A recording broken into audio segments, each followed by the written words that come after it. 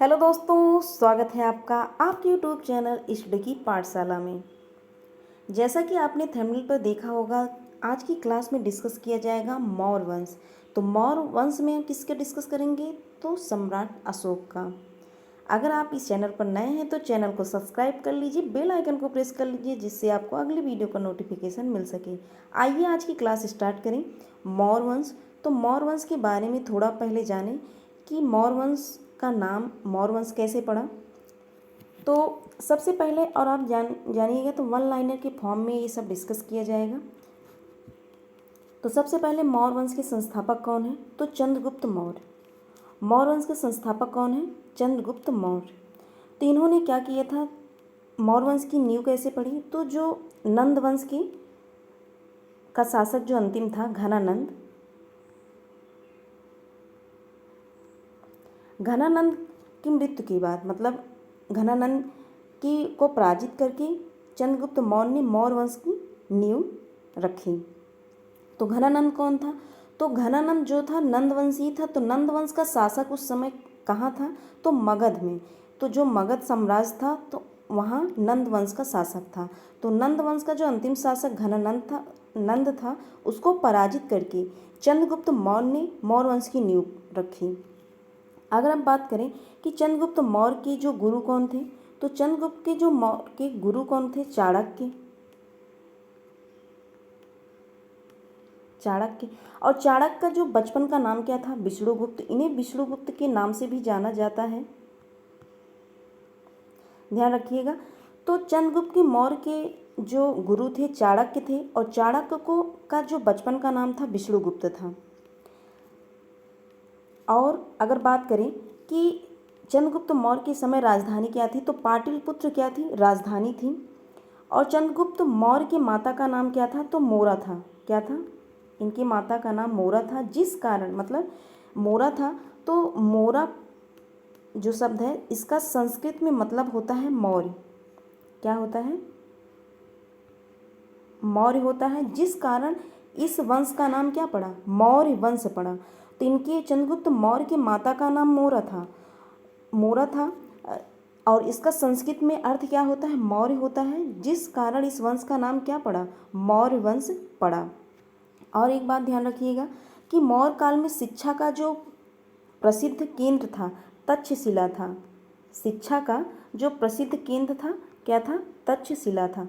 तो हमने जाना क्या कि मौर्य वंश, तो चंद्रगुप्त मौर्य ने ही किसको, मगध में किसका शासक? नंदवंश का शासक था। तो नंदवंश का जो अंतिम शासक घनानंद था, उसको पराजित करके इन्होंने मौर्य वंश की स्थापना किया। तो और इनके माता का नाम क्या था? तो इनकी माता का नाम मोरा था, जिस कारण इस वंश का नाम क्या पड़ा? मौर्य वंश पड़ा। उसके बाद चंद्रगुप्त मौर्य का पुत्र कौन था? तो चंद्रगुप्त मौर्य का जो पुत्र था बिंदुसार था, और बिंदुसार का जो पुत्र था सम्राट अशोक था। तो आइए आज सम्राट अशोक के बारे में डिस्कस करें कि सम्राट अशोक,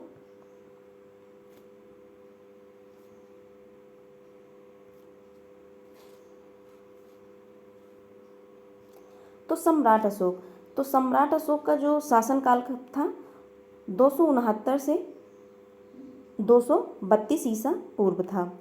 अशोक का जन्म कब और कहाँ हुआ?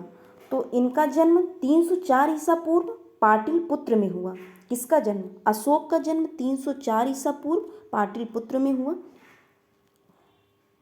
पिता का नाम क्या था? बिंदुसार था, क्योंकि चंद्रगुप्त मौर्य का पुत्र कौन था? बिंदुसार था। बिंदुसार का पुत्र कौन था? अशोक, सम्राट अशोक था।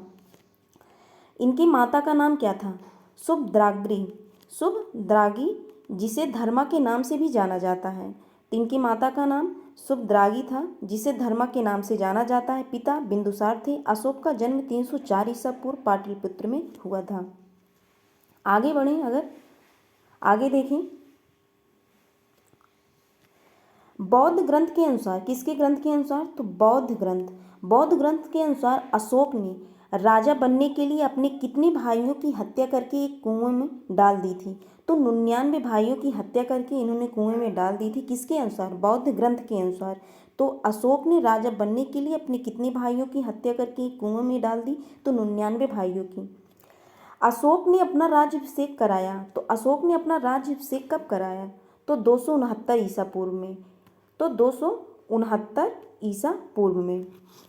आगे बात करें तो राज्याभिषेक के 8वें वर्ष, राज्याभिषेक के 8वें वर्ष अर्थात 261 ईसा पूर्व में अशोक ने आक्रमण किया।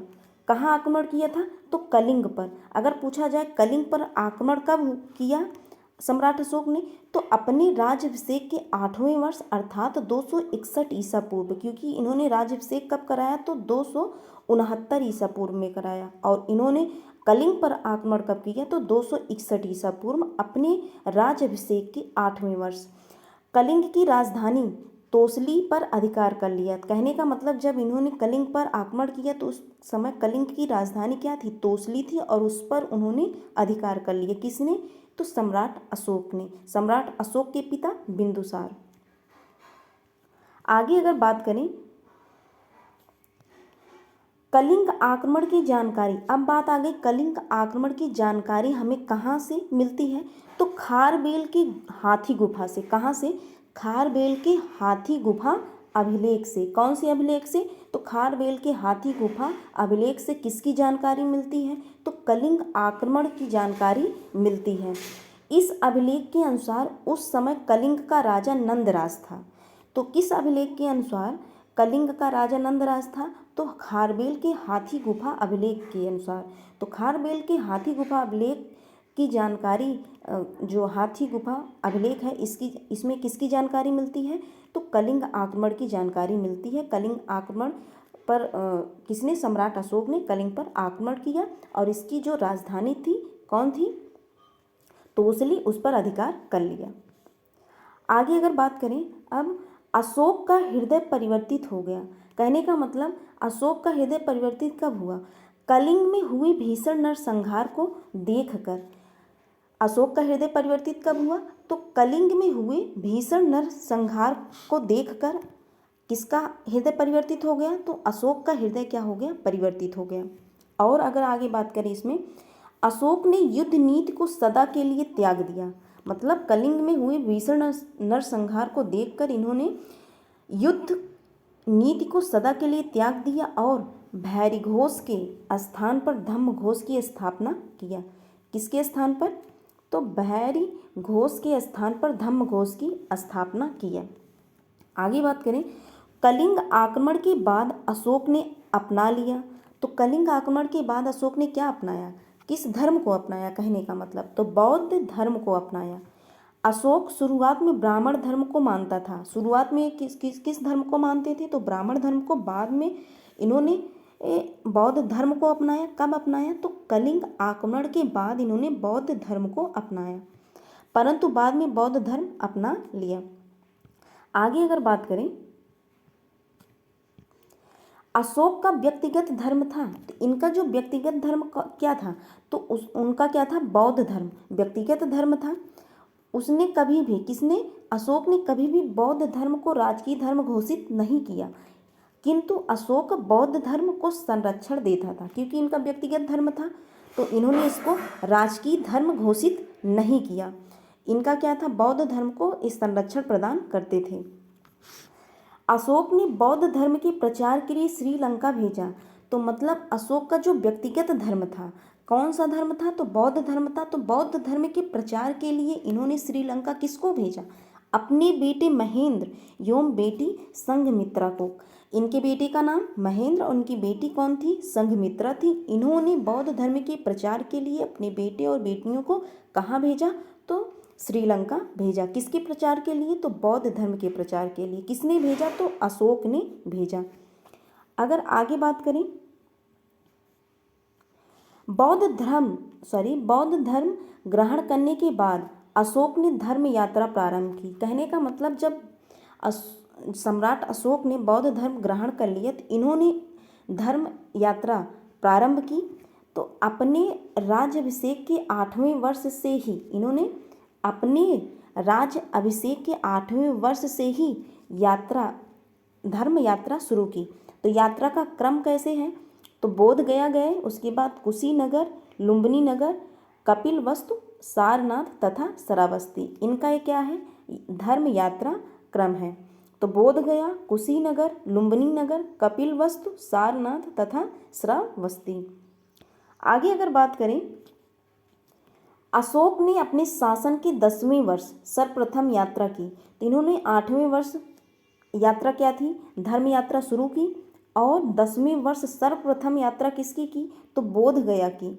उसके बाद 20वें वर्ष लुम्बिनी नामक ग्राम गए और उसे कर मुक्त कर दिया तथा केवल 1/8 भाग ही कर लेने की घोषणा की।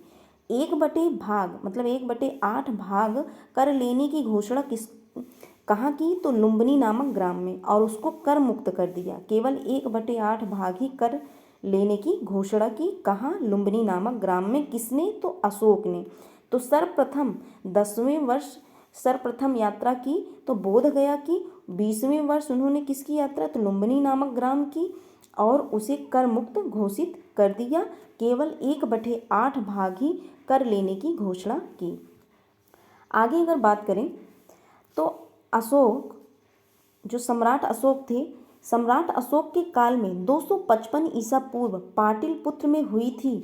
तो कहने का तीसरी बौद्ध संगति, कहने का मतलब है कि 255 ईसा पूर्व पाटलिपुत्र में तीसरी बौद्ध संगत हुई थी, जिसका अध्यक्ष मोगलीपुतस था।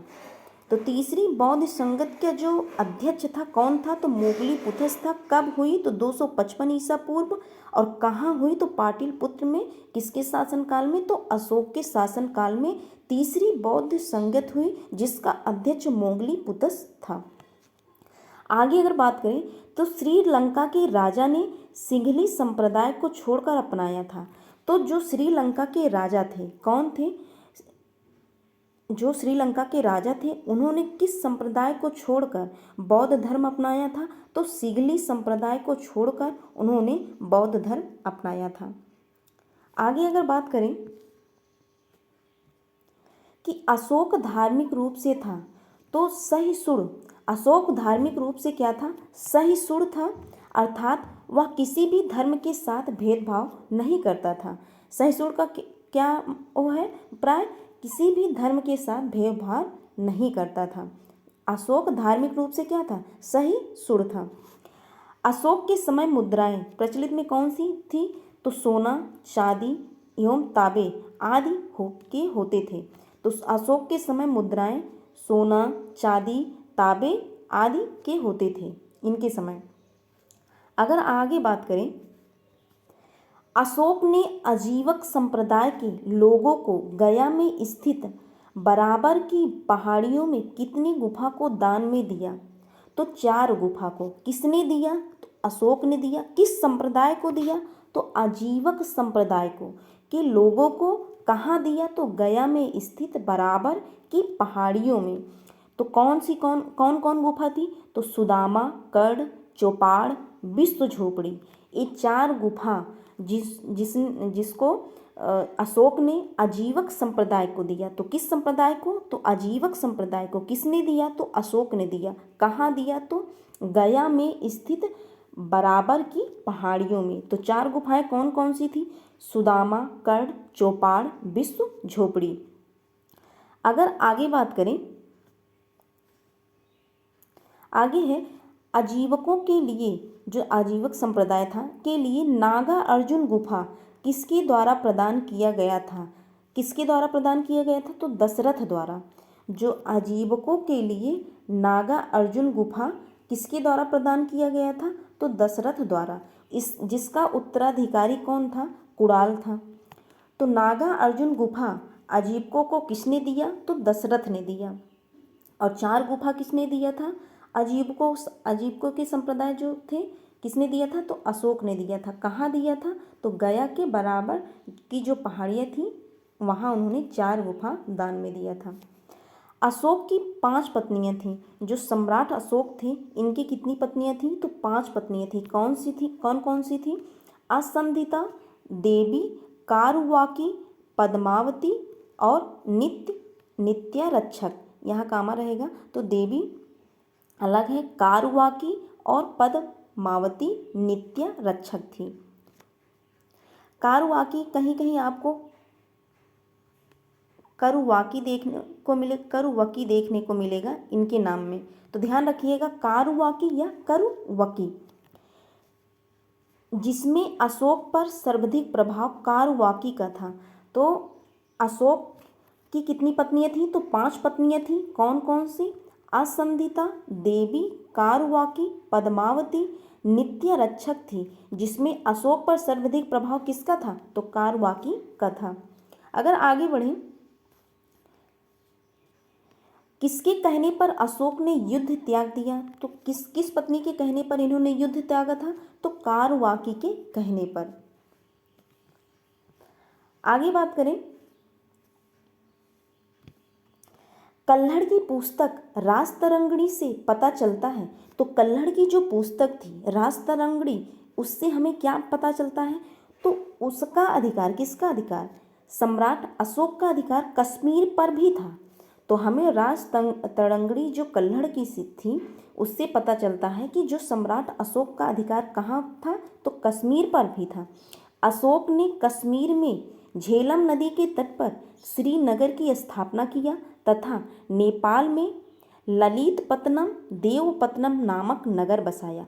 तो ललितपत्तनम देवपत्तनम नामक नगर कहाँ बसाया? तो नेपाल में। किसने बसाया? तो सम्राट अशोक ने। और इसका पता हमें कहाँ से मिलता है? तो कल्हड़ की राजतरंगिणी से। और अशोक ने झेलम नदी के तट पर श्रीनगर की स्थापना की। किसने की? तो अशोक ने ही। इसका भी पता कहाँ मिलता है? तो कल्हड़ की पुस्तक राजतरंगिणी से। और कश्मीर पर इनका अधिकार किसका? सम्राट अशोक का अधिकार था। इसका भी पता हमें कल्हड़ की पुस्तक राजतरंगिणी से पता चलता है। ध्यान रखिएगा। आगे बढ़ें तो भारत का पहला ऐसा शासक कौन था जिसने अपने संदेशों को अभिलेख के माध्यम से जनता तक पहुंचाया? तो कौन थे? सम्राट अशोक। सम्राट अशोक पहले शासक थे भारत के जिन्होंने अभिलेखों के माध्यम से अपना संदेश जनता तक पहुंचाया। अशोक को अभिलेख लिखने की प्रेरणा मिली थी। सम्राट अशोक थे, इनको अभिलेख लिखने की प्रेरणा मिली थी कहाँ से? तो इराक के राजा डेरियस या दारा या दाए बाहु से। तो इराक के राजा जो डेरियस थे, जिनको दारा भी कहा जाता है, या दाए बाहु से इनको अभिलेख लिखने की प्रेरणा मिली थी। आगे बढ़ें, अगर अशोक के अभिलेखों की भाषा प्राकृत थी, जिसे कितनी लिपियों में लिखा गया? तो अशोक के अभिलेख की भाषा कैसी थी? तो प्राकृत थी।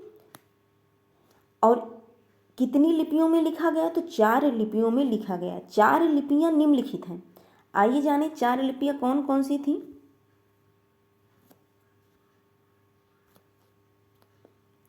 तो ब्राह्मी लिपि, खरोष्टी लिपि, अरमाइक लिपि और ग्रीक लिपि। तो ब्राह्मी लिपि कहाँ मिला इनका पता? तो यह सर्वाधिक भारत में मिले हैं। इसे बाईं से दाईं ओर लिखा जाता है, इसको ध्यान रखिएगा। तो ब्राह्मी लिपि किससे? बाईं से दाईं ओर लिखा जाता है। खरोष्ट लिपि किसका उल्टा है? तो ब्राह्मी लिपि का। तो ब्राह्मी लिपि जो है बाईं से दाईं लिखी जाती है, जबकि खरोष्ट लिपि दाईं से बाईं लिखी जाती है। और खरोष्ट लिपि कहाँ? यह पाकिस्तान के उत्तर पश्चिम में मिले हैं। यह पाकिस्तान के उत्तर पश्चिम में क्या मिला है? तो खरोष्ट लिपि। 4 लिपियाँ, ब्राह्मी लिपि, खरोष्ट लिपि, अरमाइक लिपि और ग्रीक लिपि। तो ब्राह्मी लिपि जो है बाईं से दाईं ओर, खरोष्ट लिपि दाईं से बाईं ओर। अरामाइक लिपि यह अफगानिस्तान से मिली है। और ग्रीक लिपि कहाँ से? यह अफगानिस्तान के उत्तरी सीमा से मिली है। यह अफगानिस्तान से मिला कौन? अरामाइक लिपि। और ग्रीक लिपि कहाँ से मिला? अफगानिस्तान के उत्तरी सीमा से मिला है। आगे बढ़े, अगर अशोक के शिलालेख को पहली बार किसने खोजा? तो अशोक के जो शिलालेख है पहली बार किसने खोजा? तो टी फेंथलर ने 1750 ईसा में। तो टी फेंथलर ने 1750 ईसा पूर्व में अशोक के शिलालेख को पहली बार खोजा। टी पेंथलर ने 1750 ईस्वी में खोजा। अशोक के अभिलेख को पढ़ने और समझने की पहली सफलता किसको मिली? तो जो अशोक का शिलालेख था उसको पढ़ने और समझने में पहली सफलता किसको मिली? तो जेम्स प्रिंसेप को। 1837 ईस्वी में। शिलालेख को खोजा किसने? टी पेंथलर ने 1750 ईस्वी में। और उसको समझे कौन और पढ़े कौन? तो जेम्स प्रिंसप। कब? 1837 ईस्वी में। अगर आगे बढ़ें, अशोक ने अपने अधिकतर अभिलेखों में अपना नाम लिखा है। जो अशोक के अधिकतर जो अभिलेख हैं उन्होंने अपना नाम क्या दिया है? तो देव नाम प्रियदर्शी। इसका अर्थ क्या होता है? देवताओं का पसंद। ये ध्यान रखिएगा, पिछले वर्ष पेट के एग्जाम में ये पूछा गया था क्वेश्चन क्या था? तो देव नाम प्रियदर्शी के नाम से कौन सा शासक जाना जाता है? तो उसमें ऑप्शन में सम्राट अशोक भी था। तो ऑप्शन क्या था? सम्राट अशोक। तो देव नाम प्रियदर्शी किसका नाम है? तो सम्राट अशोक का नाम है, जिसका अर्थ देवताओं का पसंद होता है। तो इन्होंने अधिकतर अपने अभिलेख में यही नाम दिया है। आगे अगर बात करें कि मध्य प्रदेश की गुर्जरा तथा कर्नाटक की मास्की, नेदर तथा उदगिलान अभिलेख में अशोक का स्पष्ट नाम लिखा हुआ है। क्या लिखा गया है? तो अशोक लिखा गया है। किसमें? जो मध्य प्रदेश की गुर्जरा है, ये क्या है? अभिलेख है। कर्नाटक की मास्की अभिलेख में, नेदार अभिलेख में तथा उदगिलान अभिलेख में अशोक का स्पष्ट नाम या सही नाम क्या लिखा गया है? अशोक ही नाम वर्णित है। कहाँ कहाँ किस किस अभिलेख में अशोक नाम वर्णित है? तो मध्य प्रदेश की गुर्जरा अभिलेख में, कर्नाटक की मास्की अभिलेख में और नेदर तथा उदगिलान अभिलेख में अशोक नाम वर्णित है। अगर आगे बात करें, अशोक के लिए मगध सम्राट नाम किस अभिलेख में प्रयोग हुआ है? तो भाब्र अभिलेख में। ध्यान रखिएगा, क्वेश्चन इंपॉर्टेंट है। तो अशोक के लिए मगध सम्राट नाम जो किस अभिलेख में प्रयोग हुआ है? तो भाब्र अभिलेख में। अगर पूछा जाए भाब्र अभिलेख में सम्राट अशोक का क्या नाम है? तो मगध सम्राट नाम से भी ये क्या है? प्रचलित है। किसमें? भाब्र अभिलेख में।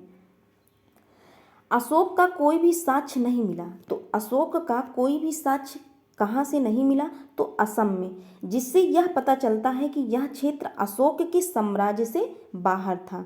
तो अशोक का साक्ष्य कहाँ से नहीं मिला? तो असम से। इससे यह पता चलता है कि यह क्षेत्र अशोक के साम्राज्य से बाहर था। अगर बात करें कि अशोक के शिलालेखों को भागों में बांटा गया, तो अशोक के शिलालेखों को भागों में बांटा गया तो 3 शिलालेख भागों में बांटा गया। तो कौन से? तो शिलालेख हो गया, स्तंभ लेख हो गया, गुहा लेख। ये गुफाओं में लिखे जाते थे। जो गुहा लेख है कहाँ? गुफाओं में लिखे जाते थे। अशोक के शिलालेखों को भागों में बांटा गया तो 3 भागों में बांटा गया। तो शिलालेख, स्तंभ लेख, गुहा लेख।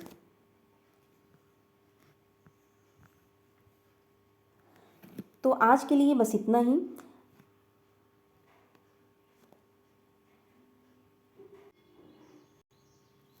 एक पिछली क्लास में टाइपिंग एरर के वजह से टाइपिंग एरर हो गया था, तो वहाँ हमने आपको बताया था समाजवाद। वहाँ लिखा गया था समाजवाद, तो समाजवाद नहीं रहेगा, वहाँ स्यादवाद था। ये टाइपिंग एरर होने के कारण मिस्टेक हो गई थी, तो आप उसको सही कर लीजिएगा। तो समाजवाद ना होकर वहाँ क्या रहेगा? स्यादवाद। तो आप ध्यान रखिए, समाजवाद ना होकर यहाँ स्यादवाद रहेगा। तो पूरा हम सेंटेंस आपको बता दे रहे हैं। स्यादवाद, अनेकांतवाद, सप्तभिंकी ज्ञान, निग्रोध, तीर्थंकर, कैवल्य सभी का संबंध किससे है? तो जैन धर्म से। ये पिछली क्लास में यह टाइपिंग एरर होने के कारण मिस्टेक हुआ था, तो आप इसको सही कर लीजिएगा। तो आज के लिए बस इतना ही। अगर आपको वीडियो पसंद आया हो तो like, share and subscribe to my channel. मिलते हैं अगले वीडियो में। तो अगले वीडियो में जो सम्राट अशोक का है, उनका सम्राट अशोक का जो परिचय है समाप्त हो जाएगा। तो मिलते हैं नेक्स्ट वीडियो में। Thank you.